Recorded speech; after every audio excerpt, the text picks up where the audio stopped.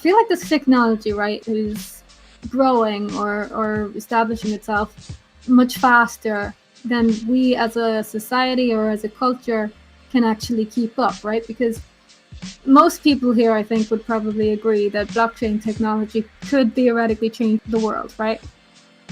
It could be huge, right? It could enforce people to change certain ways that we live, right? So, for example, how we handle money, we don't have banks anymore. I mean, that'll obviously be nice if it's just easy to send money places, but it probably won't just be that. We'll have decentralized systems. And let's just imagine that we're actually in a society that's much more anarchistic. Like, do you really think the society that we're in would be ready to change for that? Or is this something that we would have to progress to actually evolve to be able to manage it properly? I think you're making an excellent point. I've been around blockchain technology. I've probably known about it since 2014. Got involved like in 2014, beginning of 2015. And from what I've seen, on paper, it has the potential of having massive impact. But in reality, I don't think it will ever be achieved. There are some countries, obviously, that would adopt it and that it will better their economic situation. But from what I have seen with the Twitter wars that goes on with a lot of these guys who are behind a lot of this project, I think blockchain technology will fail because there is a human element to it. And we have a lot of egos within the cryptocurrency space. And these egos, at times, they go after one another. It's unbelievable. And I think that is the flaw within the system. The system itself is flawless, but the egos behind it, I think they would draw a lot of people away. A lot of people away. Because let's face it, the Bitcoin white paper started all of this. And we have had a lot of great projects, but a lot of the projects are not even cracked up to what it is. For example, Ethereum, the coders are flawless, but the economic basis of the project is no different than fiat, because on paper, Ethereum can print Ether for eternity. That's same like fiat. The currency is not hard capped. You can't tell me that you will manage this by using Ether as your gas. That is not sustainable. Because what happens if one day the person who holds 10 million Ether decides to dump everything on the market? What if he realizes that this is not to my benefit? These things are not sustainable, But these guys will go after everyone on Twitter.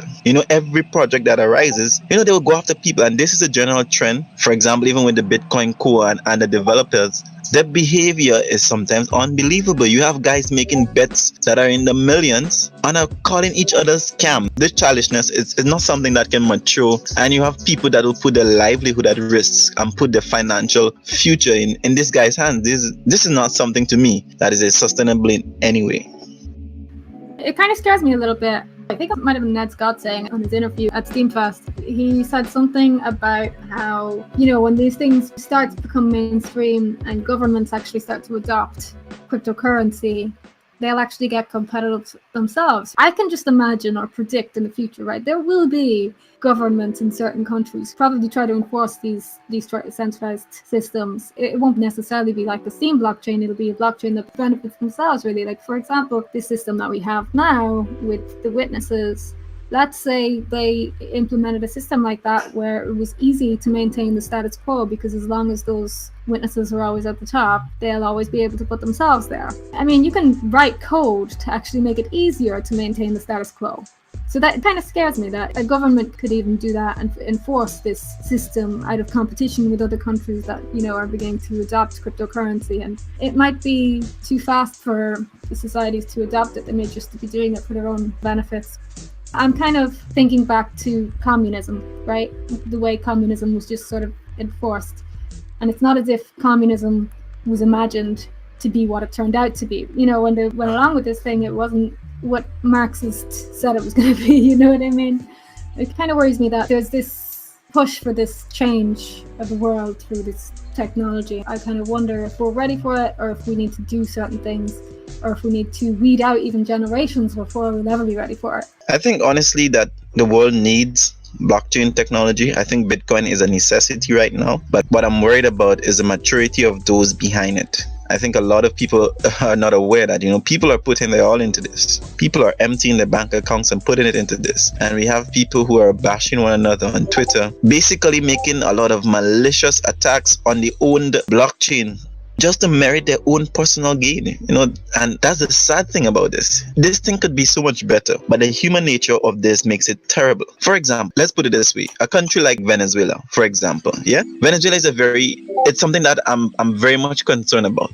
We recently had the hurricane passage in the Caribbean, and Venezuela was one of the few countries in South America and probably in the world who actually lended support to many of these Caribbean countries, even gave financial support, and Venezuela has been doing that for a very long time. But then we find ourselves listening to all of the horror stories coming from Venezuela, and then you understand that that there is an economic embargo against Venezuela that has been operational since 2007, and then you realize how the power structure has been set up in such a way that it hinders the economic progress. But the reason why I make that as an example, the same thing could happen to crypto, and I'm seeing it happen here. We have a lot of brilliant coders who are capable of making the world a better place, but whenever they come out with any projects, we have these elements that come out and attack and try to put in this and put in that, bring up their history. And it is the same trend I see that is taking over the whole blockchain and the revolution, and this. Everyone is after someone without necessarily accepting the person for what they are bringing to the table. We are trying to make this better.